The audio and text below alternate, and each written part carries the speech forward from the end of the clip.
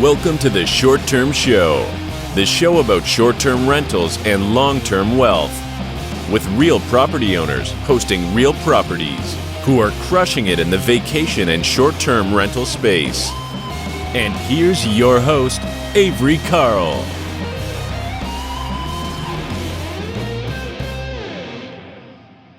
Did you know that we're officially back in a buyer's market?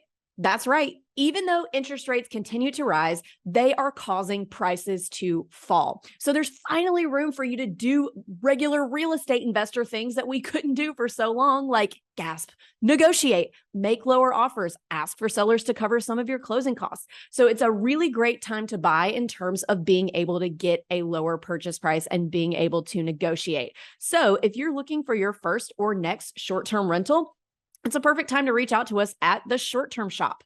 Let our team of agents in any of our true vacation market destinations help you find the perfect investment. Jump on over to theshorttermshop.com and click Get Connected to get started. We are brokered by eXp Realty. See y'all over there. Hey guys, welcome back to another episode of the Short Term Show. Today I've got a really cool guest. I've got Daniel Rusteen. He has one existing book out about short-term rentals called Optimize Your BNB. He's got another one that's pre-sale / coming out soon called Profitable Properties. Super cool story that we're going to hear from him today. So I'll go ahead and let him introduce himself. How's it going, Daniel?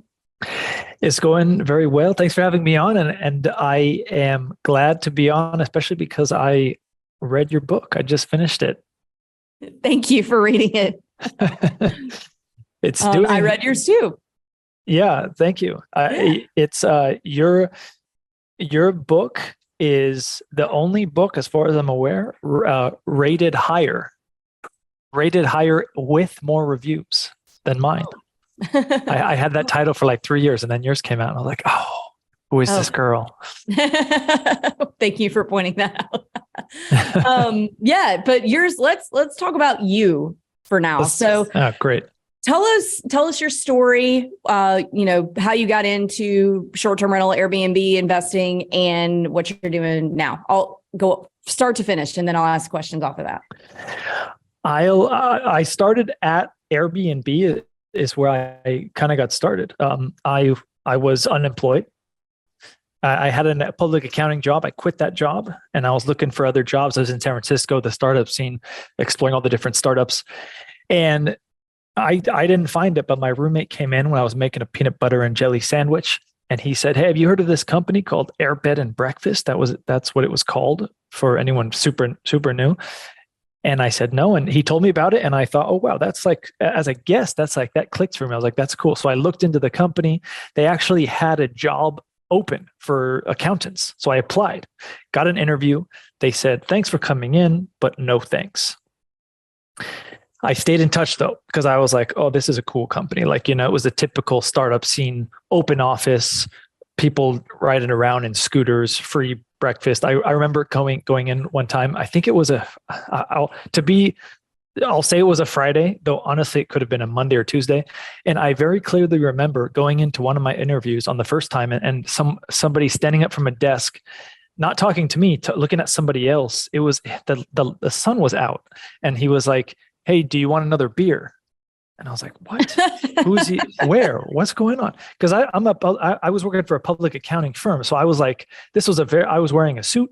I was, in a very professional office, so that kind of blew my mind. So I stayed in touch, and a few months later, there was a different job in the same department, and I interviewed, and I got the job.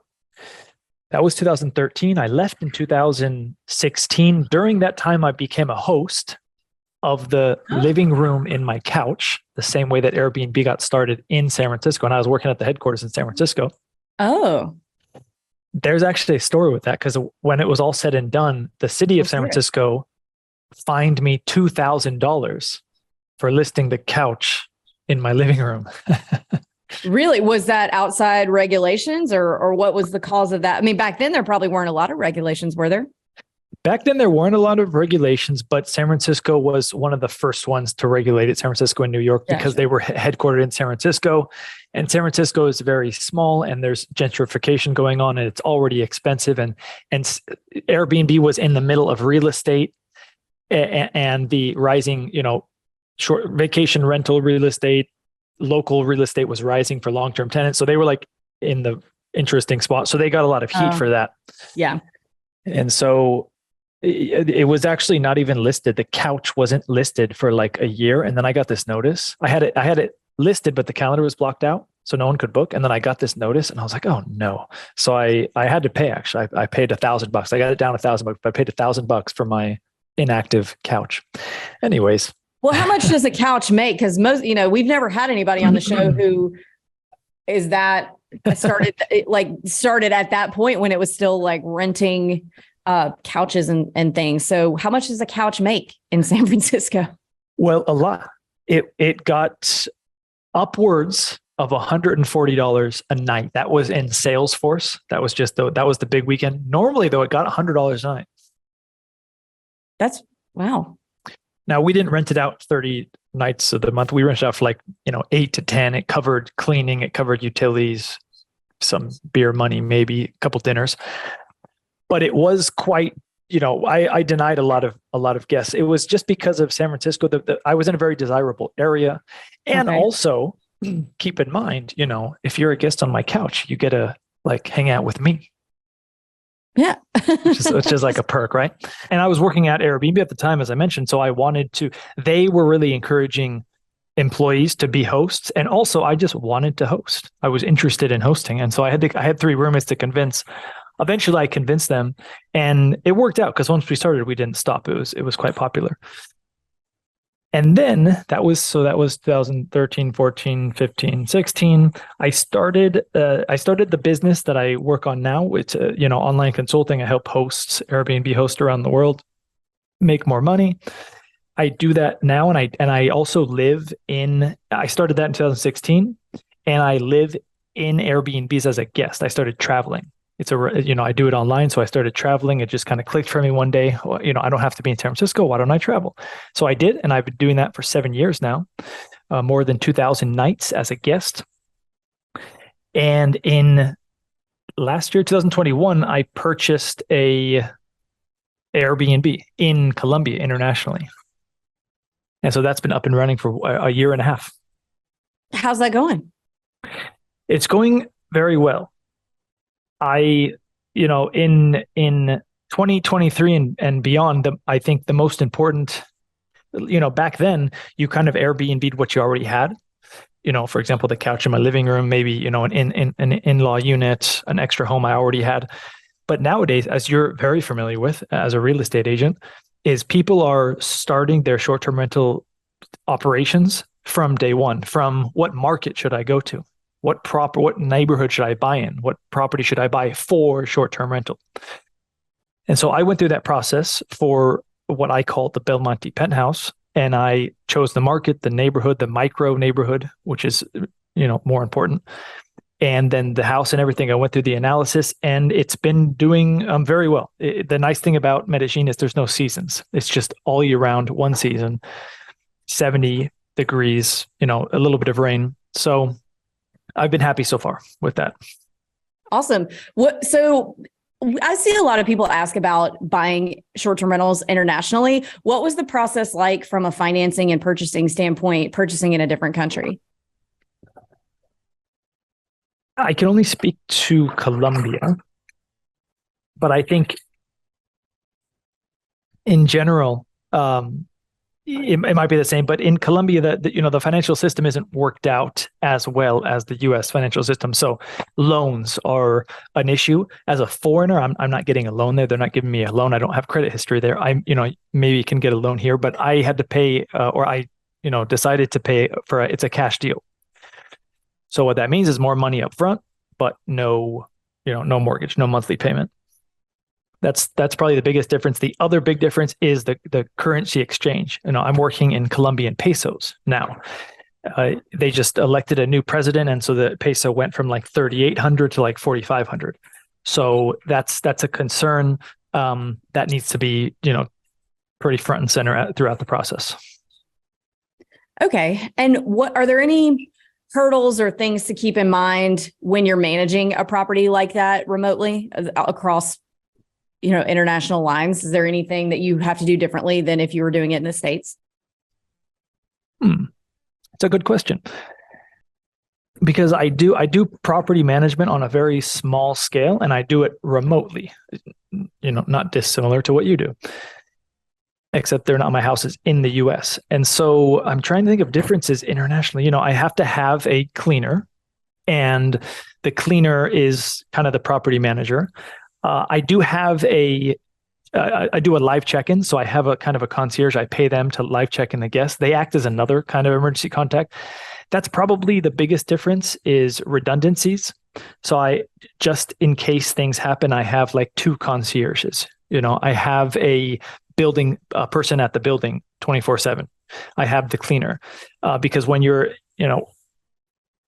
if I'm 2 hours away, I can make something happen. But if I'm, 8-hour flight away, that's a big deal. That's probably the biggest difference. But honestly, it's not much different than what I do with remotely managing properties in the US, even if they're in a different state. And keep in mind, I'm usually managing properties in the US, but I'm internationally.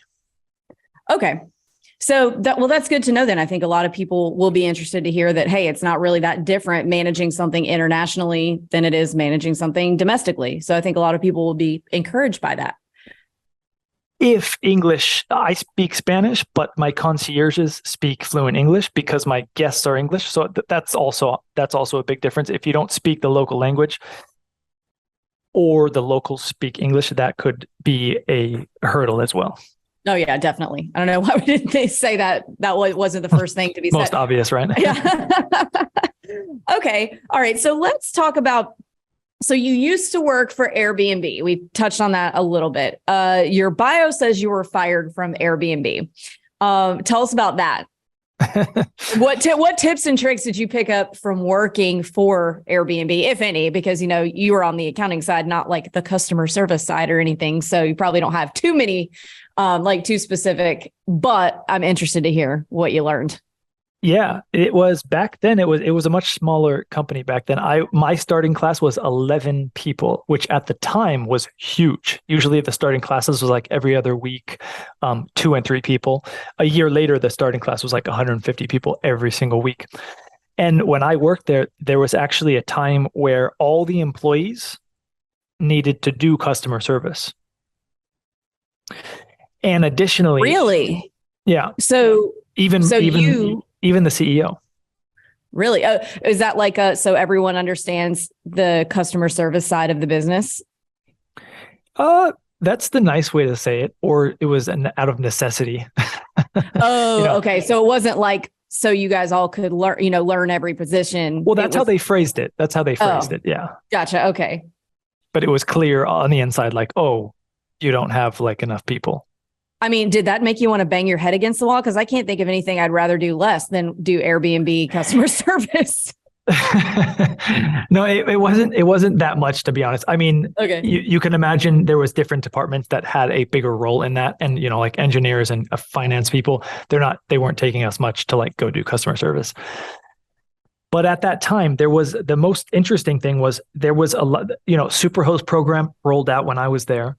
The instant book was a big issue that rolled out when I was there. And so as a host, an employee host, even though the company wanted more employee hosts, there wasn't many of us. And there wasn't many of us that was like actively doing it. A lot of them just had it up and maybe when they went on vacation, but I was like actively doing it. I was actually interested. So that kind of got around the company. And when there was all of these different experiments they were doing, they would often call me in, which didn't bode well for me being an accountant, it was being out of my desk so much, because when there was these experiments going on about, they need input from hosts, I was like, oh yeah, that sounds way more interesting than accounting. I'll do that. And so that got me out of my desk quite a bit, but I continued doing it anyways. And so as the years went on, I was just, I was a CPA, and I like to say it wasn't that I was bad at my job, but the team was very high level. they seemed to actually really enjoy accounting. So they were there like all the time. There was this one weekend where I went on vacation, in fact, and I got into work at 7:45 in the morning. I usually got in work at like 9. And I showed up to a horror because when I got there, there was already like 9 people in their desk, and they appeared to have been in their desk, not just arriving. And so I asked somebody, I was like, hey, when did you get in? And they're like, 6:15. I was like, how often do you do that? They're like, every day. And so imagine my shock when I'm like, oh my God, for the past year, I've been walking in at 9 and you've been coming in at 6. So that probably didn't bode well either. But anyways, I was fired. And then I was hired back. I was hired back in a different role, operations role. It was like a marketing type role. And the reason why was because, when I left the first time, there was this internal promotion where, hey, if you refer a host, we'll give you $500 and we'll give them $500. And when I heard that in one of the meetings, I was like, oh, I'm going to that's like a lot of money. So I started focusing on doing that. And when I left, the program had also ended as well. And I ended up with $15,000 in Airbnb credit. I left the company with $15,000 in Airbnb credit related to this promotion. And it was 3 times higher than the next employee. And so some people took notice. And for that reason, someone reached out to me and they were like, hey, do you want to come back and work on this role? And I was like, yes. And so I did that role. And that role was boosting up the amount of hosts in the Bay Area. Okay. All that is very interesting. So let's switch over from your roles at Airbnb to your management. So you manage how many properties? I manage 5 and 5. never more than 5. Never more than 5. Why is that? Because that's not my specialty. It's not my main job. Property management is quite, it can be quite intensive. Mm-hmm. And so I started off when I left Airbnb, one of the things I did first was start an Airbnb property management company, but I pivoted to what I do now. I just do 5 because I like to have my skin in the game. I like to have a variety. I like to manage small homes, big homes, nice homes in the middle of nowhere, homes in cities. And I like to test out some of the marketing or just different theories I have, test out on various listings to see how they're working out, different strategies. And so for that reason, I keep some listings under management. Okay. And are they all, so you kind of touched on they're all in different places, different sizes. Any favorite locations so far? No, not really. No. I mean, I don't have enough experience around they're in California and New York right now is where they're at. Okay. New York City or upstate? It's in the Bronx. I don't know if that counts as New York City. Yeah. It's New York City. Okay. And how are you getting around? So I know New York City doesn't love short-term rentals. Have you had any problems with that? Or are you in a building that's allowed? I don't know the exact rules there. Maybe you do, but how's that going with the regulations in New York? You know what? One of the nice things about doing property management is I say, and this particular one, I'm doing it for a friend. And so I say, look, I'm not an expert on your rules. If I'm managing your spots, for him, he's in the Bronx. So I don't know if the rules are different there. I know we went through some kind of an issues at some point years ago, and then we haven't had issues in like 3 years. But my thing is, look, I can't keep track of all the little nuances of the laws. So you're the owner, you're the host. That's on you. I'll manage if it's legal and available. And so, sorry to not give you a better answer there, but that's kind of how I handle that, Okay. Yeah. I mean, I probably would too, if I was managing somewhere where there were rules like, what, you deal with that. I'm here to manage your property. You deal with the regulations. So I get it. So let's talk about optimizing your BNB. So I've read your book. I'm sure a lot of our listeners have read it also. There it is. The last book. When did that come out? That came out in 2017? 2018. 2018. Okay. I wrote it in 2017. Yeah. Hey guys, if you're enjoying the content of our podcast, but you have additional short-term rental questions, we host a weekly live question session that you guys can join for free. It's at 1 p.m. Eastern on Thursdays. And if you head over to strquestions.com, you can sign up. So not only am I the host of this show, but I also own and manage my own properties, and I'd be happy to answer any questions that you have about short-term rental investing. So please join us anytime for a free weekly live Q&A on Zoom. Sign up at strquestions.com. So why don't you hit us with the high points of that book? Like, what exactly the premise is. So for those who haven't read it, maybe they get an idea and they go pick it up. Yeah, sure. Optimize Your BNB was, it was marketed to and written for intermediate and advanced Airbnb hosts. In that I wasn't talking about, how to set up a listing, how to all the basics. I was just talking about strategies related to Airbnb. And back then, a lot of the feedback I got was, hey, you introduced me to a bunch of these tools that I didn't know existed. So I was teaching about automation, messaging automation, pricing, digital guidebooks. And another aspect was how to optimize your actual listing on Airbnb. And while the book has done well, it hasn't done as well as I would like, because I still see often the default listing, how it looks online, is still kind of the same. The titles are not optimized. The description text, it's typically this block description text and not like bullet points like I recommend. The photos, there's typically too many. They're not that nice. The layout is all messed up. For example, something like super low-hanging fruit. If you're looking on desktop as a guest, there's 5 photos that they show you, one main one and four smaller ones, but they still show you that. And so oftentimes I see 3 of those 5 photos are of the living room or of the same exact thing. And if you're a guest, you're like trying to get the most information as quickly as possible. And so it's just 100 of these small optimizations that make your listing convert at a rate higher than your competition, which is a ranking factor that Airbnb is looking at. What's your conversion rate compared to your competition, your local competition? So what would you say an optimized headline is? If that's one of the big, because the pictures are obvious. You can look and say, man, okay, you need to get professional photos. This is not that. That's an easy fix. But what about, it's easy to fix a headline too, but what would you say an optimized headline looks like? Well, I'll tell you, but first I want to backtrack a little bit to the photos. Getting professional photos is mostly easy. You can hire a professional photographer, clean up your home. But the nuanced part is the layout of the photos, the amount of photos, Well, let's dive into that. Okay. You should have, if your home is 1 or 2 bedroom, you should have about 15 photos. If your home is 2 or 3 bedroom, you should have 20, 25 photos. Luxury homes, 4-bedroom homes should have 30 photos. Typically, they have double or triple that. I've optimized listing, and part of my knowledge comes from looking at listings all the time, all over the world. And oftentimes they have photo. And so, I get access to the listing as well. So I can see, all right, what are they doing and what results are they getting based on this strategy? It's like the ultimate A/B test.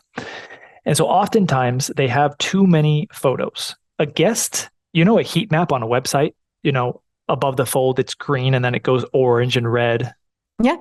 Think of that if the cover photo is at the top of the website, and then as you go down, it's the last photo.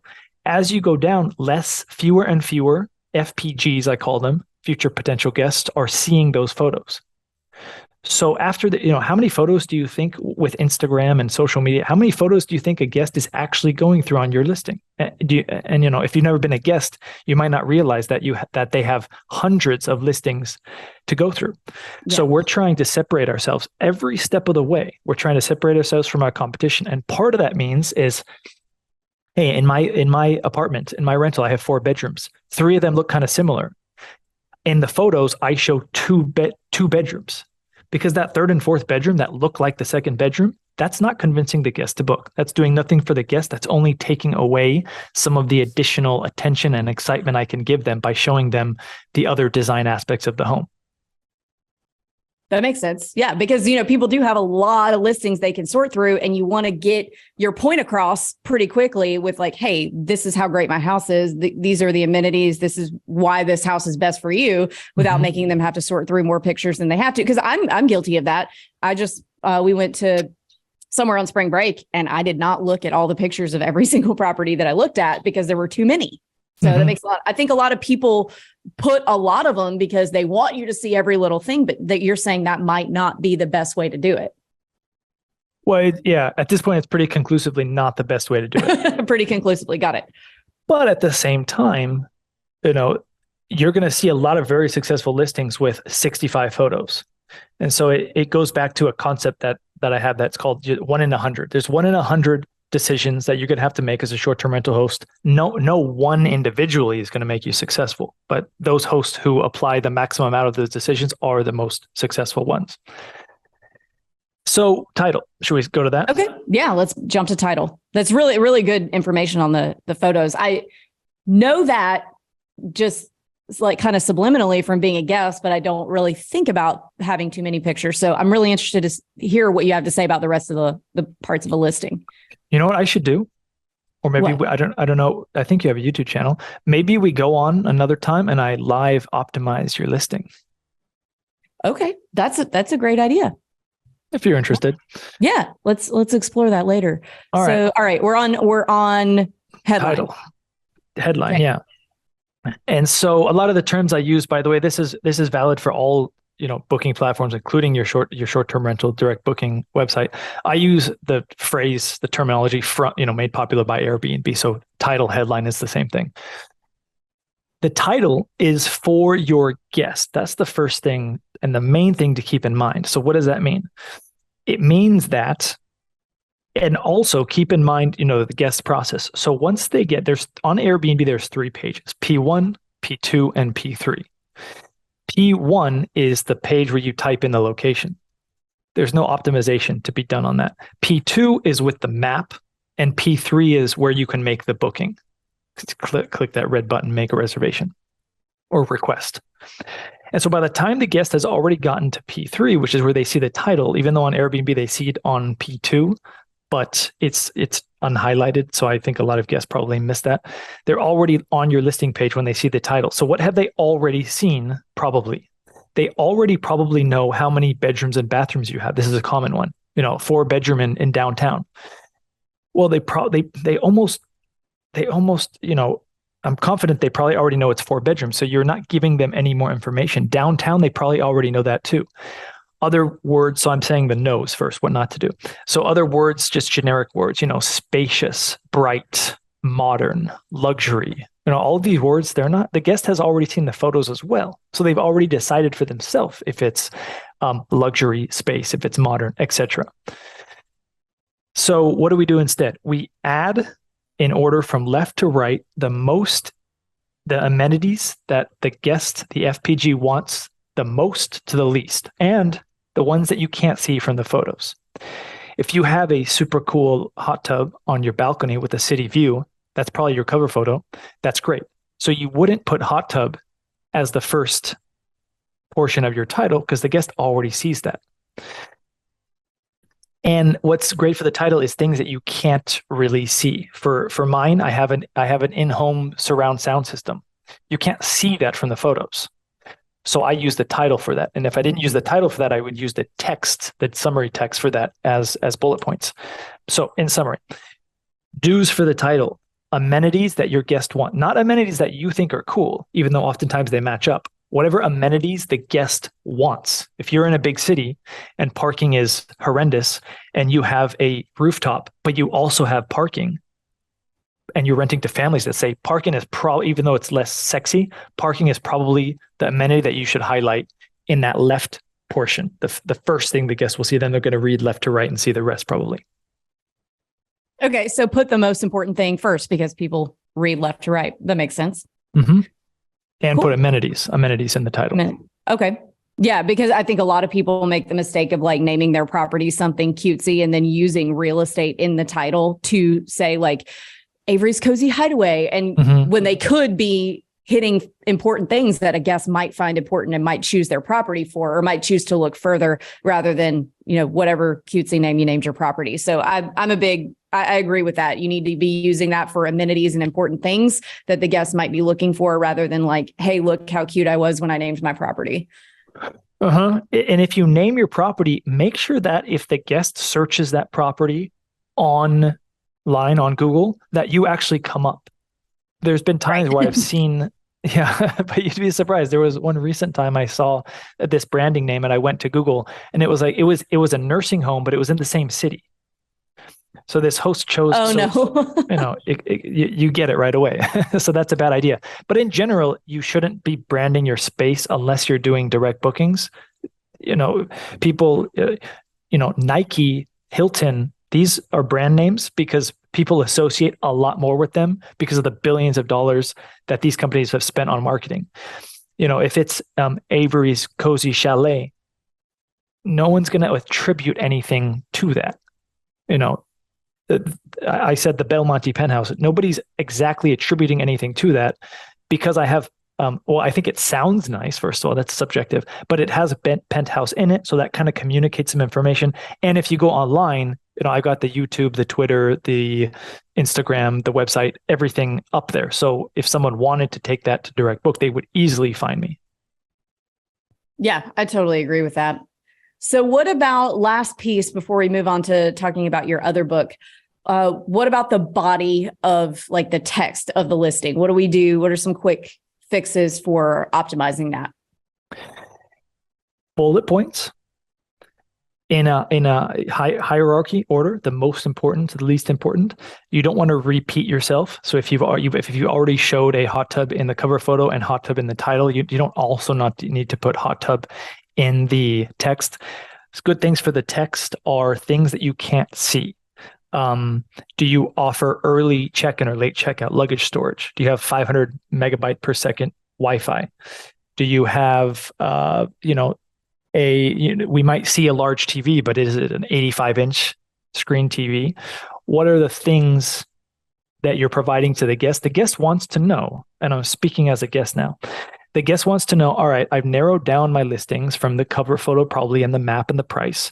Now I want to know, what am I getting for my money? It's $150, it's $200 a night. What am I getting for that? I don't want to know, welcome to, whatever your brand name is, a 4-bedroom, 4-bathroom house located in downtown Nashville, really, really spacious area where you can relax. You're going to love my apartment. That's just like fluff text. It's useless. And it's very common. And it's common to be in like a block text, like how you would read a book. It's hard for a guest to process that. And also they just start reading it and they're like, this isn't telling me anything. It's not telling me anything. I'm paying $100, $300 for this reservation. What am I getting? I see the photos, but what else am I getting? If they're reading the text, by the way, that's text in my mind has kind of shifted importance. It's actually the most important part of your listing, because if a guest is reading your text, they're just about to make a booking. They're just asking you, convince me a little more. All these listings look pretty generic. I'm not sure which one to pick, so I'm going to read. That makes sense. Like they've read the headline, they've looked at the photos, and they're like, okay, this looks like somewhere I probably want to stay. Let me lastly go read through the entire description. Right? Yes. And just one last thing is there's Airbnb is very different than the traditional marketing mindset, marketing copy, which is, how we're going to sell things. You're selling your home. We're not selling your Airbnb like you might, something else, most things. Airbnb, and what I mean by that is a lot of people try and build a story and put the guest into the home and this and that. Airbnb's not built for that. They're not built for a guest to read, a paragraph every single listing. It's better built, in my opinion, to give the guest to make it very clear what the guest is getting in exchange for the money they're paying. Okay, that's pretty straightforward. All right, so let's switch gears to your new book, Profitable Properties. So give us the kind of high level bird's eye view of this one and where they can pick it up. Profitable Properties was written more so for it's a more inclusive book. It's 400 pages. So I try and I'm taking the host or the potential short-term rental host on everything from, we start in part 2, vacation rental property analysis. How do we find markets? How do we find micro neighborhoods? Not just neighborhoods, but a micro neighborhood is more important. It's where's the specific section within this neighborhood?